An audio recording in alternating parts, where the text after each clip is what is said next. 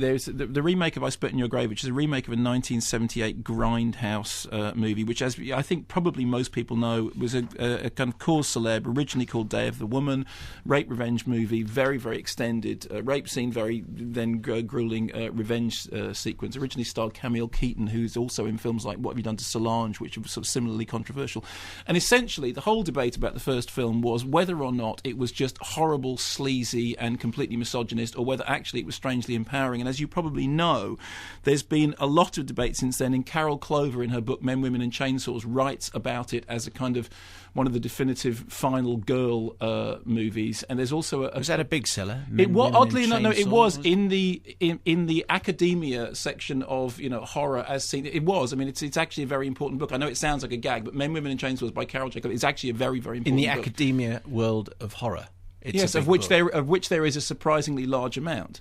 And there's also a very famous essay written in defence of it called J. Hills is Alive. And the whole sort of debate about it is, actually, is the film on the side of the woman, or is it actually just leery and awful and grindhousey and terrible? Now they've the film has never been available in an uncut version, a legally uncut version in the UK. It was one of the video nasties in the early 1980s, and it was one of the ones that was, most outlawed for a long time.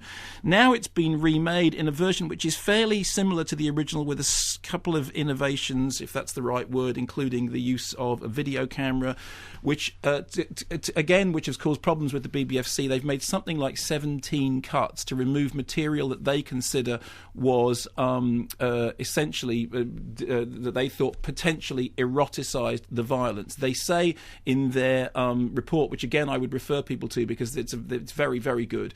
It says that as far as they're concerned, in the cut version, the scenes in question, the most likely response to the cut version of the scenes is revulsion and disgust rather than excitement or arousal. Interesting that the thing they took most exception to was the video footage, and this is a long-standing issue with the BBFC. You can date it back to their original response to Henry Portrait of a Serial Killer. And if you're in this area, and to be honest, nobody who isn't in this area is going to be interested in seeing a remake of I Spit in Your Grave anyway, you already know all these stories. My feeling about it is this: you can have the debate about I Spit on Your Grave and whether actually the film is less problematic than Hollywood glossy movies which somehow glamorise rape and sexual assault in ways which are far more pernicious, or whether actually it is just a piece of total sleaze. Roger Ebert famously gave it 0 stars and hated the film.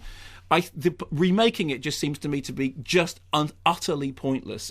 Very much like Last House on the Left, which is I don't think I Spit in Your Grave is anything like as interesting a movie as Last House on the Left in its original version.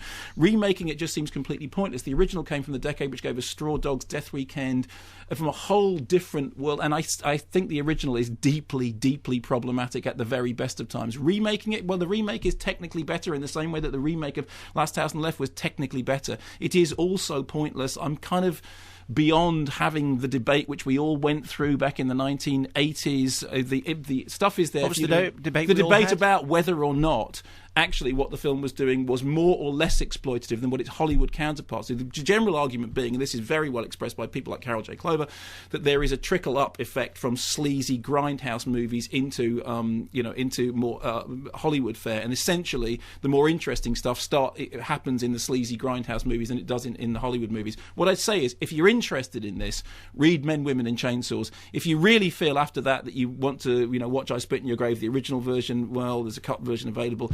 There's not much point in seeing the remake. It's like, we've been there, we've done that, can we please move on?